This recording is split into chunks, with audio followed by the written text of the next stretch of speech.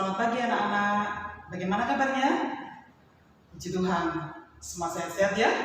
Wati senang sekali. Pagi ini kalian sudah mandi semua, sudah rapi semua, dan siap mengikuti ibadah sekolah minggu Gereja Eros Malang. Baik anak-anak, sebelum kita memulai ibadah sekolah minggu ini, mari anak-anak ambil sikap doa yang baik ya. Kita akan berdoa kepada Tuhan. Mari kita berdoa. Tuhan Allah Bapa yang di surga, terima kasih pada pagi ini anak-anakmu sudah siap untuk mengikuti ibadah sekolah minggu. Kiranya Tuhan hadir di tengah-tengah ibadah kami, sekalipun kami melaksanakan secara online. Tuhan memberkati guru-guru kami yang ambil bagian dalam pelayanan pagi hari ini. Terima kasih ya Tuhan, kami serahkan ibadah sekolah minggu Gereja Eros Malang ini di dalam nama Tuhan kami, Yesus Kristus. Amin.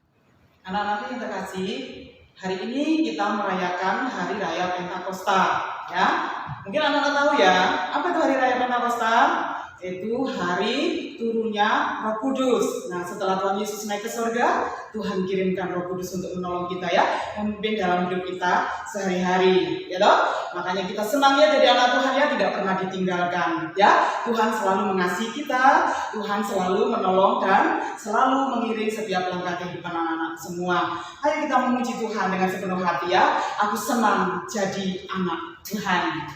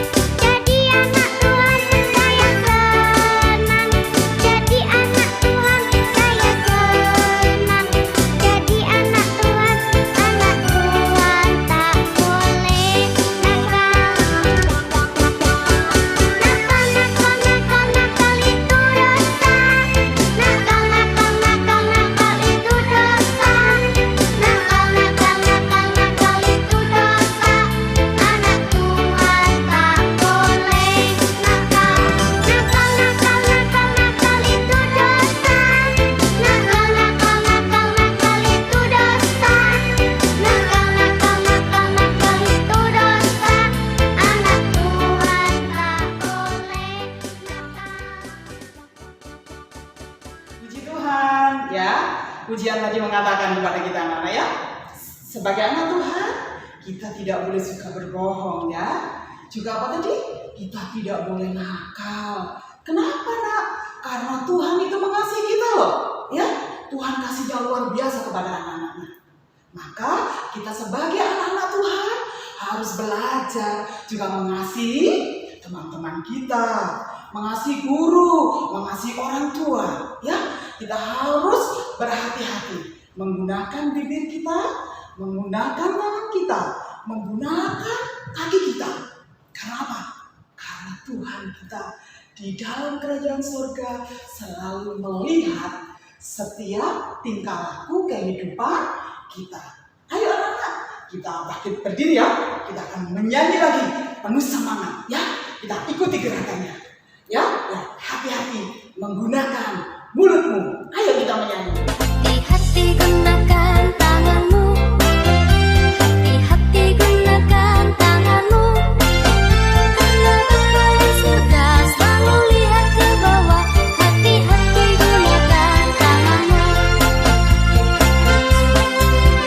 hati-hati gunakan mulutmu, hati-hati gunakan mulutmu, karena Bapa di surga selalu lihat ke bawah. Hati-hati gunakan mulutmu, hati-hati gunakan kakimu, hati-hati gunakan kakimu, karena Bapa di surga selalu lihat ke bawah. Hati-hati gunakan kakimu, hati-hati gunakan matamu, hati-hati gunakan matamu, karena Bapa di surga selalu lihat ke bawah. Hati-hati gunakan matamu, hati-hati gunakan tanganmu, hati-hati gunakan tanganmu, karena Bapa di surga selalu lihat ke bawah. Hati-hati gunakan tanganmu, hati-hati gunakan mulutmu, hati-hati gunakan mulutmu, karena Bapa di surga selalu lihat ke bawah. Hati-hati gunakan mulutmu. Anak-anakku sekalian, kita sudah memuji Tuhan ya. Sekarang kita sebentar lagi akan mendengar cerita firman Tuhan yang akan disampaikan oleh Ibu Emma. Nah, anak-anak persiapkan di masing-masing ya. Tidak boleh ada yang berlari-lari ya. Mendengar firman Tuhan dengan baik. Kita akan memujikan satu pujian lagi anak-anak ya. Yesus kupanggil, Yesus kuundang.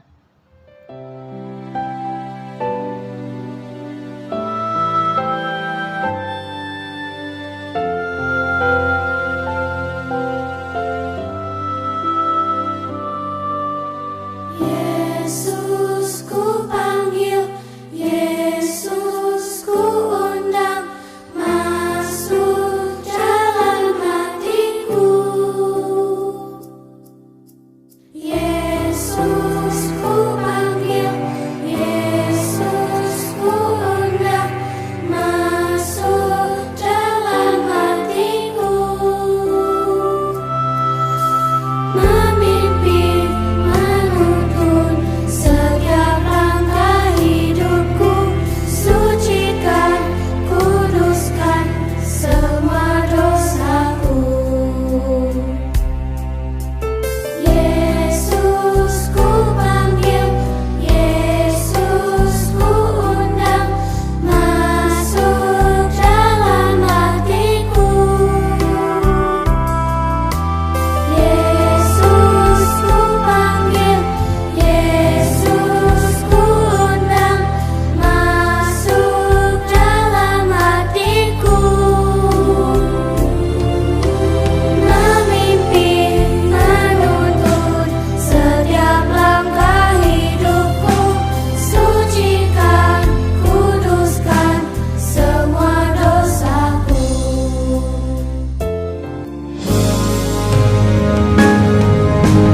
Yesus ku panggil, Yesus ku undang, masuk dalam hatiku. Yesus ku panggil, Yesus ku undang, masuk dalam hatiku. Masuk dalam hatiku.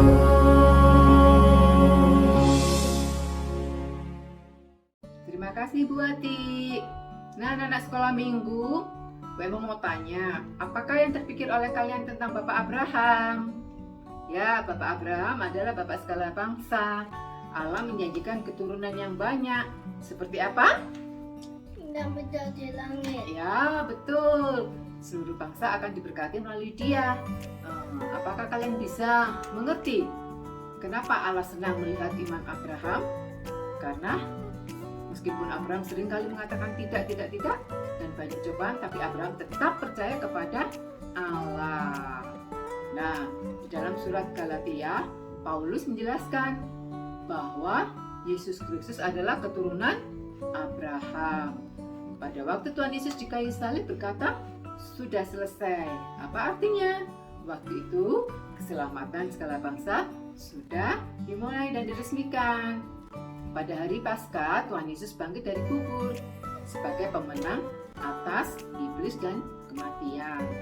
Nah, pada saat Tuhan Yesus naik ke surga, Dia berkata kepada para muridnya, pergilah ke seluruh dunia, beritakan Injil kepada seluruh bangsa.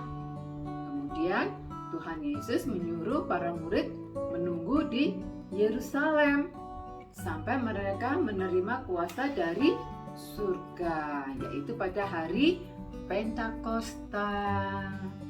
Bangsa kita adalah salah satu dari banyak bangsa yang diberkati melalui pekabaran Injil. Sekarang kita semua dapat ambil bagian loh dalam pemberitaan Injil. Yuk, sekarang kita akan mendengarkan cerita selengkapnya ya.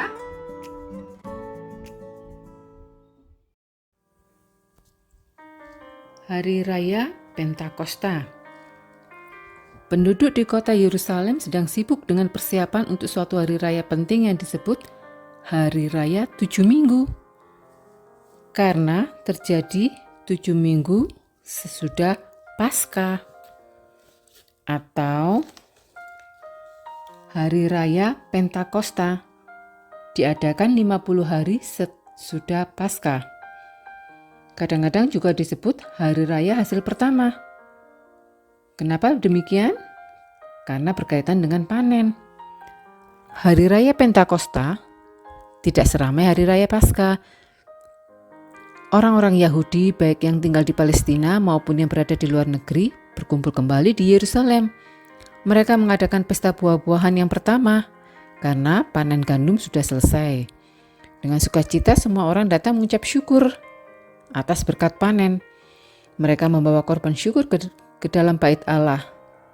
Di samping itu mereka juga mengundang sanak famili mereka ke Yerusalem. Mereka ingin mengetahui dan berbagai berita tentang keadaan masing-masing. Pada pesta itu tentara Romawi tidak kelihatan berjaga-jaga seperti yang terjadi pada hari Paskah. Di suatu tempat di Yerusalem berkumpullah murid-murid Tuhan Yesus untuk berdoa. Mereka bukan saja 11 murid terdekat, karena ada juga pengikut-pengikut lainnya, termasuk ibu dan saudara-saudara Tuhan Yesus. Banyak di antara mereka menyaksikan peristiwa di Bukit Zaitun di mana Tuhan Yesus naik ke surga. Mereka masih ingat bagaimana Tuhan Yesus memberi perintah, "Kamu akan menerima kuasa kalau Roh Kudus turun ke atas kamu dan kamu akan menjadi saksi." Tuhan Yesus juga memesan agar mereka tinggal di Yerusalem dan menantikan kedatangan Roh Kudus. Di situ mereka terus berdoa dan menantikan janji Tuhan Yesus kepada mereka. Pada hari yang ke-10, tiba-tiba turunlah dari langit bunyi seperti tiupan angin keras di atas rumah di mana para murid berada. Tampaklah di kepala mereka lidah-lidah seperti nyala api.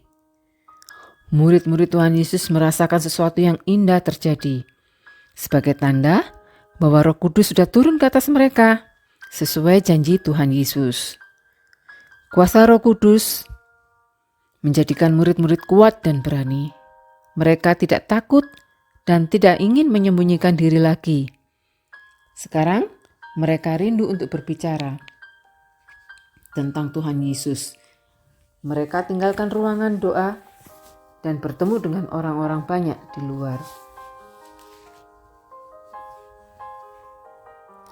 Rupanya suara angin keras yang turun ke atas kepala para murid itu terdengar oleh orang-orang yang sedang berada di sekitar tempat itu. Mereka terkejut. Ada apa ini ya?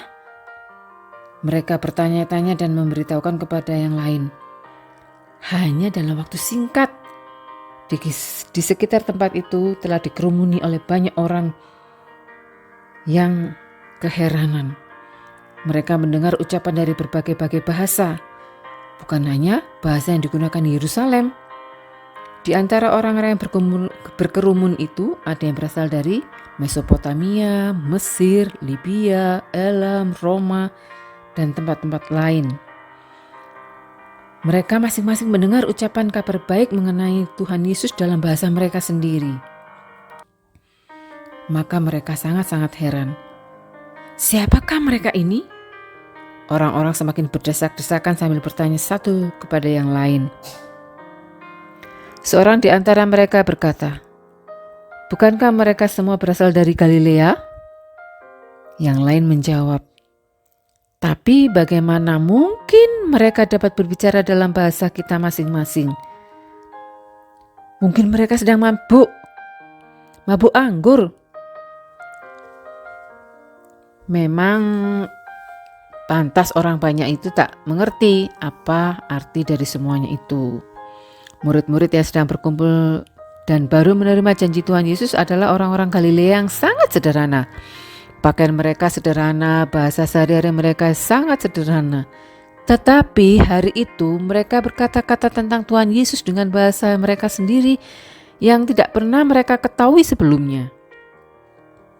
Roh Kudus turun atas mereka dan menjadikan mereka saksi dengan penuh kuasa. Nah, di antara orang-orang yang sedang menerima Roh Kudus itu adalah Petrus, murid yang pernah 3 kali menyangkal Tuhan Yesus. Ketika ia mendengar perkataan orang banyak bahwa mereka sedang mabuk anggur, maka dengan berani ia berdiri dan mulai berbicara di hadapan orang banyak. Petrus tidak takut lagi mengatakan perihal Tuhan Yesus, karena Roh Kudus sudah ada di dalam hatinya. Roh Kudus adalah roh keberanian dan roh kasih yang dijanjikan Tuhan Yesus untuk menolong orang percaya. Petrus pun berkata kepada banyak orang, "Saudara-saudaraku, tak mungkin orang-orang ini mabuk anggur seperti yang kalian sangka. Karena hari baru pukul 9. Marilah, aku akan ceritakan apa yang terjadi pada kami. Pagi hari ini sudah digenapi apa yang dijanjikan oleh Nabi Yoel dalam Perjanjian Lama. Pada zaman akhir, aku akan mencurahkan Roh Kudus ke atas semua orang. Anak laki-laki dan anak perempuan akan bernubuat. Pada waktu itu orang akan berseru kepada Tuhan dan akan diselamatkan. Nubuatan itu telah digenapi pada pagi hari ini. Dan sekarang dengarlah apa yang kukatakan kepada kamu sekalian. Kamu semua tahu kan, Yesus orang Nazaret diberi kuasa oleh Allah untuk membuat mujizat-mujizat yang mengherankan. Kamu yang telah menangkap dan menyalibkan Dia. Tetapi Tuhan Allah telah membangkitkannya dan memanggilnya keluar dari kubur. Karena tak mungkin bahwa maut akan menahan Dia. Kami tahu bahwa Yesus hidup karena kami telah melihat Dia. Dialah yang mencurahkan Roh Kudus. Tandanya telah kalian lihat dan dengar pada kami di sini. Jadi, kamu harus tahu bahwa Allah telah membuat Yesus yang kamu salibkan itu menjadi Tuhan dan Kristus. Orang banyak yang mendengar perkataan itu terharu karena firman Allah mengena di hati mereka. Mereka tertarik kepada perkataan Petrus tentang kebangkitan Tuhan Yesus. Mereka bertanya kepada Petrus dan rasul-rasul, "Saudara-saudara, apakah yang harus kami perbuat?" Jawab Petrus, "Hendaklah kamu semua bertobat dari dosa-dosamu dan berilah dirimu dibaptis dalam nama Yesus untuk pengampunan dosa. Maka kamu akan menerima Roh Kudus, sebab bagi kamu janji itu diberikan. Masih banyak orang akan dipanggil oleh Tuhan. Pada hari Pentakosta itu 3.000 orang yang mendengar firman Allah dari perkataan Petrus, mereka sadar dan bertobat. Mereka membuka hati untuk menerima Tuhan Yesus serta meminta dibaptis. Mereka menerima Roh Kudus. Banyak dari antara orang yang baru percaya kembali ke negerinya sendiri dengan membawa kabar baik yang mereka dapatkan di Yerusalem. Mereka mulai memberitahukannya kepada teman-teman bahwa mereka percaya kepada Yesus dan Yesus dapat menjadi juru selamat mereka.